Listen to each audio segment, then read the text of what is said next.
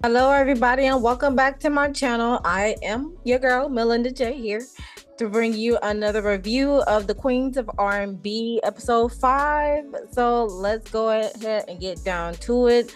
So with of course, it starts off with Tamika making a call to her sister Tasha about meeting up and talking.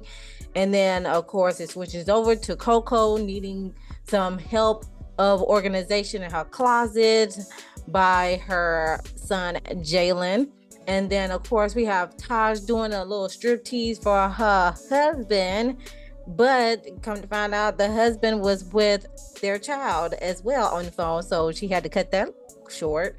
And then that's where it goes into the scene where Tasha and Rocky is in the studio. Well, Tasha and Rocky are at the studio, and Tasha is still making some adjustments to her song that is probably within her album that's coming out next Friday, right, for Good Friday. But the first big scene, it does, segue into Tamika arriving at the studio to meet up with Tasha so they can have a candid conversation alone, finally. Right?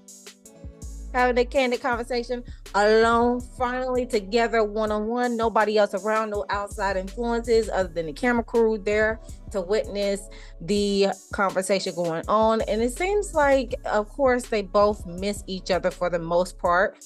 And just from what I got from that scene in general was that, of course, there has been a lot of throwing stones and hiding hands, or just throwing stones in general.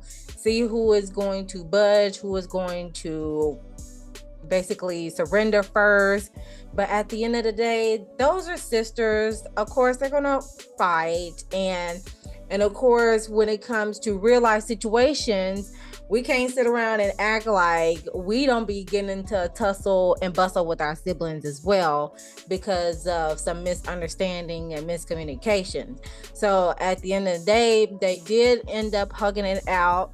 And I can tell by the way from them hugging each other, especially with Tamika's end, that she really, really does love her sister.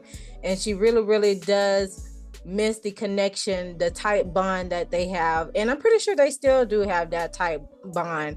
But with whatever had transpired with the transitions of Xscape and Tasha wanting to go solo and stuff like that, and of course with outside influences come into play as well, it has caused a drift between both of them. And again, I wish them nothing but the best. Excuse me, nothing but the best with love, healing, and strength. Okay, so and another thing before I want to close out this particular scene here, Tasha did mention that we want to make sure everybody is held accountable for their action and stuff like that. And I'm looking like, okay. Like, yes, we get it. Everybody needs to be held accountable for their actions. But at the end of the day, once you have taken accountability, now is the time to forgive and heal and move forward. And move forward with some action that shows some change in what has been discussed within the conversation between both of them. Okay. Oh yeah. Before I even go a little bit further into that, because she did mention, Tasha did mention. I'm sorry, y'all. I'm just trying to get onto it. Yeah. Another thing that I got from the conversation with Tasha and her sister Tamika was that Tasha went into a little bit more detail again of their upbringing and how their parents separated, and leaving the mother to basically start over again because she was a homemaker at the time, and that they were struggling. She stated that they were struggling and they had to do whatever's necessary to stay together, because when you stay together, you're more likely going to, that's falling back on your support. Get into your survivor mode and make sure the environment stays stable enough for you to still be able to be a productive citizen in today's chaotic society. Meanwhile, on the flip side, the father had mentioned on the Juice Talk radio show was panel that, you know, even though they went through the divorce, that he was still involved in their lives. So again, it's that's her story, and she's gonna stick to it. And at this point, I'm just going to allow her to stick to her story, just as much as the father's going to stick to his story, and the mama's going to stick to her story, and Tamika is going to stick to her story. But at the end of the day, I feel like there just needs to be a whole big family meeting between the four of them, so they can work on that rebuilding relationship, and so they can continue to be cordial around each other and with no hard feelings. You know what I'm saying? Especially with the mother and father. Okay, now we go to the next scene. All right, so next scene, SWV, they are at the restaurant and they discuss the goings on and working with Xscape. And Taj mentions while she was with Tamika at the rehearsal hall that Tamika had mentioned to Taj about Tiny and Candy setting precedents, because they're the ones that are going to fill up the seats based on their following, because of, you know, Candy being on Real Housewives franchise along with her spinoffs, and then also with Tiny, with her and her family being on the Hustle Family on VH1 and stuff like that. Lily was telling Taj, well, did you tell Tamika that Tiny and Candy's ASS is for hers to kiss and not ours? And I was like, oh my gosh, the shade. Oh my gosh, Lily. But again, you know, SWV does go into their records and they say, well, we sold 30 million records. We have a lot more songs there than they do, for as like people actually knowing them, and it's known globally compared to Xscape. They have records and accolades as well that definitely put some respect on them as well, mainly on Instagram, I'm assuming.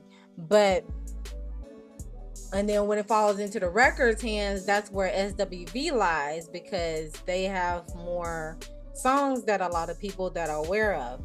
And overall, they were just discussing the relevancy between Xscape and their followers, mainly with Candy and Tiny, that's going to fill up the seats, compared to SWV having the records sold to also bring a crowd as well. But at the end of the day, it's just like, well, did y'all agree to co-headline for the event, or is it still who's going to headline?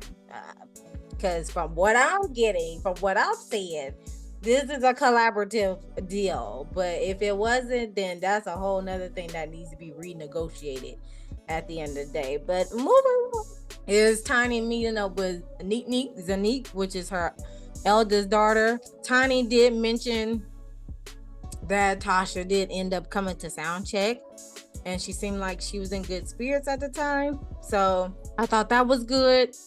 Also, it didn't it just shows a growth. That's all I'm gonna say. It just shows a little bit of growth, a little bit of progress with, you know, her doing what she can to make to rehearsals and doing the show and going about her business. And then Tiny also did mention that they ended up getting another booking without Tasha. So I thought that showed some growth as well, since Tasha is moving on to the solo inspirational gospel sector, that they're still going to get booked regardless if Tasha is there or not. So at the end of the day, that's how most girl groups end.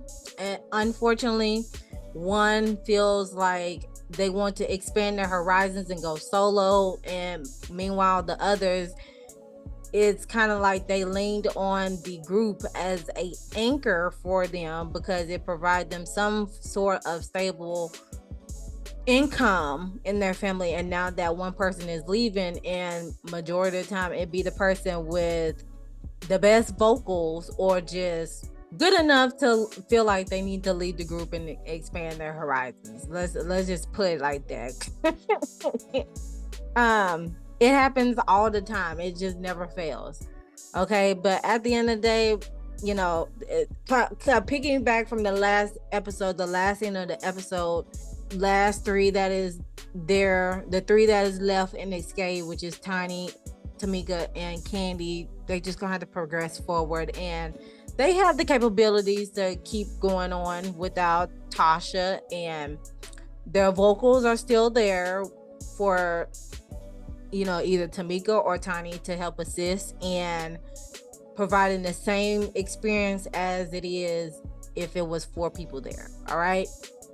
So that's what I got from that scene. Then next it follows through with Lily meeting her sister. Well, Lily and her sister going to like a puppy grooming, going to a puppy grooming place or spa. There we go. A puppy grooming spa to get her grand puppy pampered.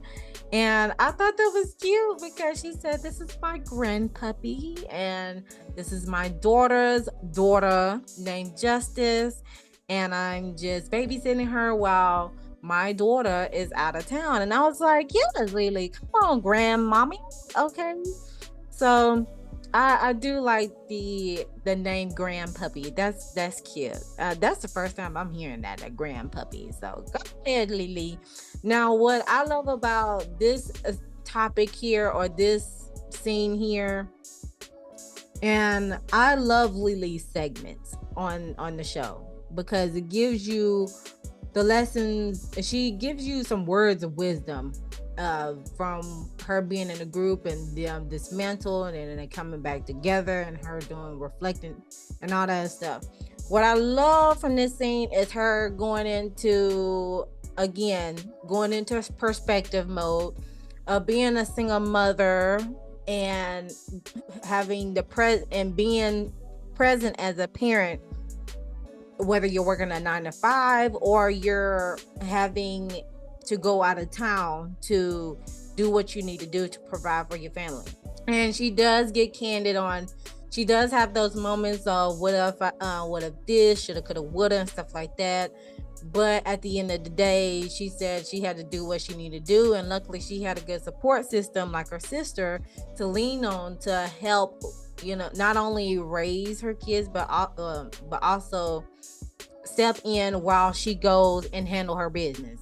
And that's what a lot of people are missing nowadays, is instead of judging people on the mistakes and mishaps that happen, as far as like, she chose motherhood and stuff like that. Majority of the women that end up having a baby out of wedlock or whatever the case may be, most of them did not choose single motherhood. Okay. However, whenever we start growing and learning from our mistakes, it's the possibilities are endless as long as you have a good support group. Okay, so that's the big issue that is definitely missing from society, is people having a support group that they could be able to learn from each other and also be able to lean on each other when they're not able to lean on their biological family as much. So I thought that was a great introspection that Lily had put on to all of us to soak in and to reflect on. But also she mentioned to her sister that she met with Tiny when it comes to wardrobe, and she was going into detail about how Tiny is how Xscape is a little bit risque, like Apollina 6, Apollina 6, I hope I'm pronouncing that right. The group Apollina 6, where they wore like little risque outfits, like the bustiers, the corsets, the stockings, and all that stuff. And SWV is more like modest, conservative. We gonna give you comfortable, but also classy at the same time. So I thought that was a little comical because it does seem that way. How two groups, and of course you can definitely see the difference between both groups, because back in the earlier days when they were out, Xscape was in like the tomboy style outfits, because their anchor besides SWV was in Vogue. And then with SWV, they had the little risque outfits, but not as risque as some of the costumes that Xscape are wearing now. It was more like we're going to be cool but sexy type of vibes deal with that. But yeah, it's crazy seeing the different personalities and individuals speak about their experience and wardrobe and stuff like that. Now, moving on to the next scene, which was Coco meeting up with Candy and Steven, who is the graphic guy that he does that works with Xscape. But what Candy had mentioned on her speak on it was Tasha was supposed to come to that meeting as well via Zoom, but ended up not showing up. And I like, yeah. But they, they meet up and they discuss the set list for the show. And Coco is giving the energy when it comes to Steven, like, I don't know this person. That's Xscape. And so they go over the set list, which he says, we're going to start with I'm So Into You. And then Coco was like, no. We can start with anything, but not I'm So Into You. But so I guess they switch it from anything being the first song by SWV, and then goes to Tonight by Xscape, and then Rain by SWV, and then follow through with You're On My Mind after Rain. And Coco doesn't like that particular transition because Candy had mentioned that with Xscape singing Tonight and leading on to Rain, Candy said Rain has a little bit up tune compared to the Tonight song. Tonight is just here, and then Rain is like the essence, the flowing essence. So Coco doesn't too much care for that particular transition, but she said okay, continue on. But after that is Who Can I Run To, and then Do You Want To with Xscape. And then Coco said this is sleepy.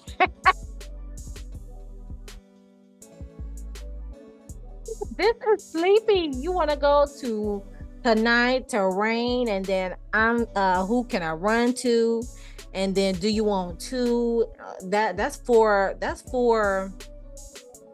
slow songs all in one. So I do get that from Coco's point of view, that but I guess it's more like a cool down segment, like an intermission. People can go out and go to the restroom and stuff like that. But following through that, after Do You Want To, next it will be You're the One and Can We by SWV, and then with Xscape with Feel So Good, and then Right Here with SWV, and then Just Kicking It with Xscape, and then they're going to end the show with Weak and I was about to say Misunderstanding. But they plan on ending the show with Weak and Understanding. And this is where Coco has an issue with.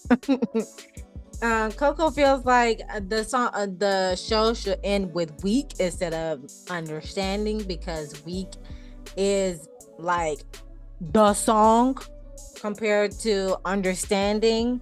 And Understanding is the song for with its own right, but Weak, people do get weak with that song. So yeah, it's going to be battle of the songs for the end. Low key, in my opinion, I feel like they should have just whipped up a song together. That way they can close out together instead of just it being like, okay, we're gonna close it out with Understanding. That way Escape could be the last, since SWV started first and blah blah blah, stuff like that. And I'm like, oh yeah, this is getting ugly. This is getting real ugly. And then that's when Kanye was like, this was will the true colors please stand up, please. Now I do have to mention with Candy and the little Snooki bun up here with the two bangs and the yaki hair. I love that hairstyle. That is my favorite hairstyle of Candy's. Okay, keep that, Candy. Keep that as one of your backup, as one of your archive hairstyles. Keep that, okay? Besides the bob, I love the bob on Candy, and I love the pony and the down, half up, half down. I love that look on Candy. But definitely that confessional that she had when she said Coco's Coco's true colors have came out. I love it. Love it. Love it. Love it. Okay, let me go on to the next scene because I'm going overboard. Okay, so the next scene is both groups meet up again. And this time they're moving, or they're on their way to the designer's studio, Corey Boy's designer studio, to go over wardrobe for the group. And Taj, Coco, and Jalen, they're in the car together on the way to the studio, and Candy and Tiny are in the car together. And so with the car with Taj and Jalen and Coco, of course, Taj goes to ask Jalen if he was going to go to school or not. And after so many attempts of Coco really wanting Jalen to go back to school, he decided that he was going to go back to school in the fall. Now, one thing I do have to say about that is he doesn't have to take, he could still pursue his dreams, like Taj said. He could just go to school for part-time, okay? And school, you just make it how you want it to be. I know people's like, okay, you got like 4 years max to be in college. Due to him going to school for to be a dentist, yeah, it's going to take more than 4 years because that's a professional degree. Okay, so yeah, good. Just take it one day at a time, Jayla. That's all I have for you for the college advice. Take it one day at a time, one semester at a time. But Jalen did put his 2 cents in regards to the wardrobe, that the designer should, he thinks that the clothes or the wardrobe should be created based on the individual style. And yes, I do think that as well, because we don't want everybody to be uncomfortable. Well, everybody but a couple of people being uncomfortable being on the stage. Yes. On the flip side, there is Candy and Tiny in the car together discussing how their discrepancies with SWV. Candy goes in a little bit of detail on, she feels like SWV doesn't too much want to continue on with doing this thing because of what Coco was mentioning at the set list meeting of wanting Weak to be last instead of Understanding. And then Tiny is like, you know what, at this point, if we're going to be like this with just one song, then we might as well just wrap it up. If they feel like they don't want to pursue any further with this, then we might as well just not do it at all. So they meet up. They end up meeting up at the studio, and of course he introduces himself. Well, of course he knows Xscape because he does the designs for Xscape. And side note, he does design for the exotic dancers as well, and you can definitely tell from all the mannequins that they shown in his shop. I was like, yeah, he needs to do a lingerie line if he doesn't have already.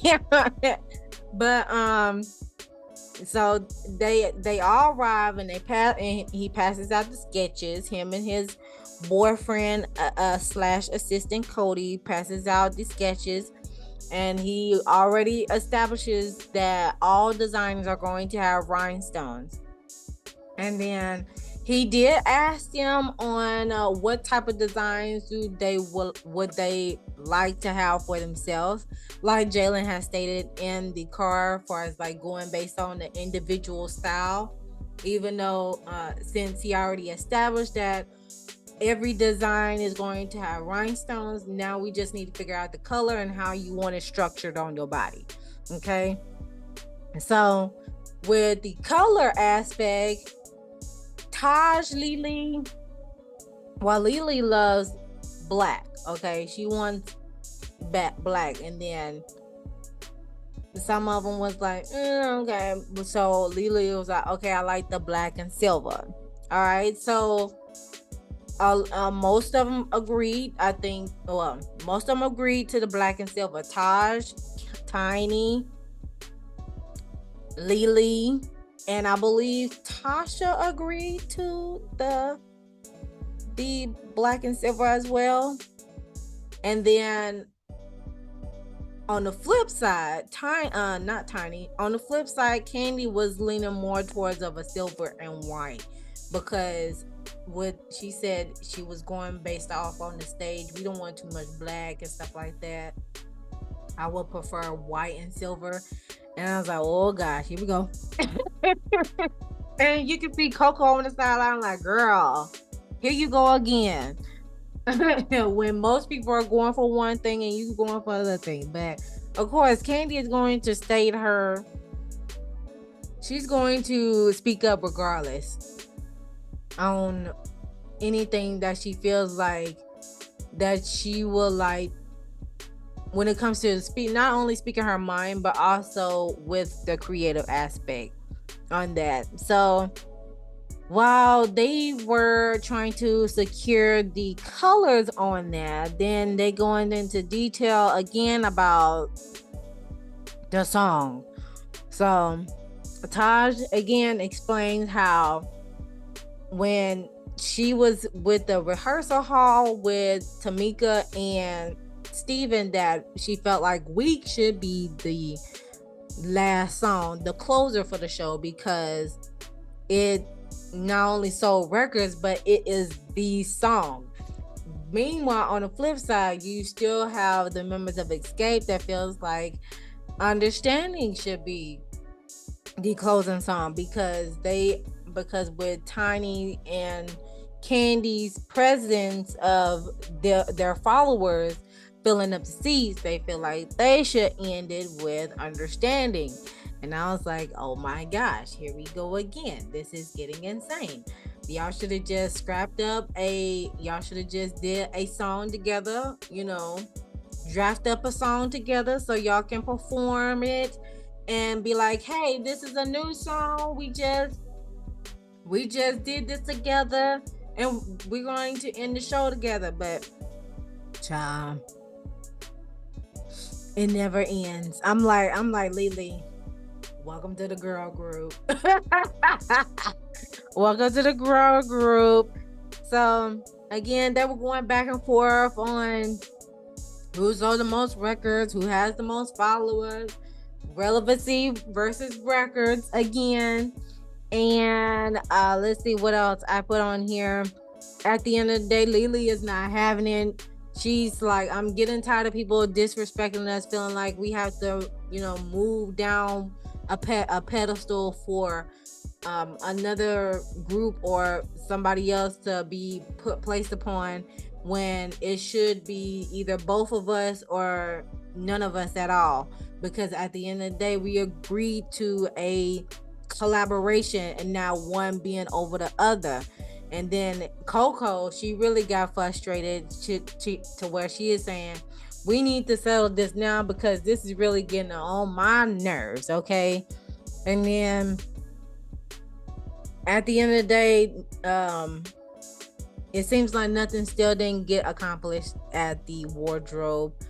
And I know the designer was like, yep, we got to get these designs together. And yeah, I just feel like they should just wrote a song together and perform it live, and in color, because at the end of the day, the egos, the pride, and just it's all over the place. Okay, let's just put it like that. And then the last thing, it follows through with Xscape having an emergent. It feels like they're having an emergency meeting with each other, and this is in regards to Rocky basically getting a kickback, aka an extra fee from the promoter, and they provided receipts, meaning text messages, and it's probably text messages, and I don't know if it's account information that they had in their copies as well, but they make sure every last one of them had a copy. And they just feel like Rocky is doing some shiesty stuff again underneath the table, and he's using Tasha as a surrogate or a scapegoat, telling the promoter like, hey, I'm going to have Tasha ask the girls to do this gig because they will listen to her because she is the eldest out of the group, and basically luring the group, right, using Tasha so he can not only book the gig for Xscape but also get an extra fee at the same time, plus the earnings that they get from performing at the event.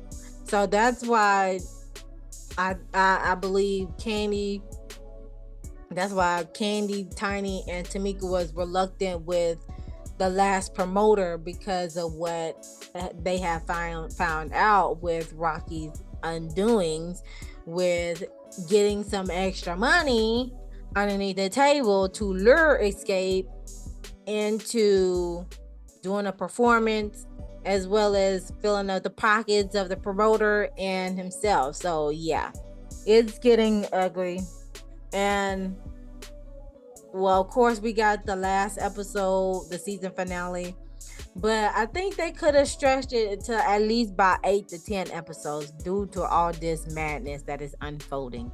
But other than that, like I said, I'm going to keep my reviews strictly with the reviews, because the madness that is unfolding in the streets when it comes to not only Xscape, SWV, with Xscape, and with the show with SWV and Xscape, and then with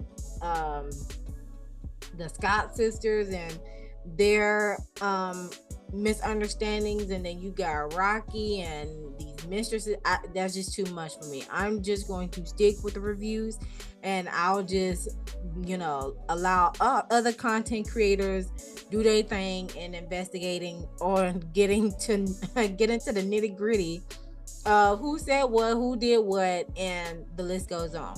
But I plan on doing something in regards to the Scott family dynamic. Let's just say that, okay? I will do something that could be beneficial for us all when it comes to the Scott family. Okay, I'll leave it like that. But other than that, that's the end of the review, y'all. And I'll see you guys in the next one. And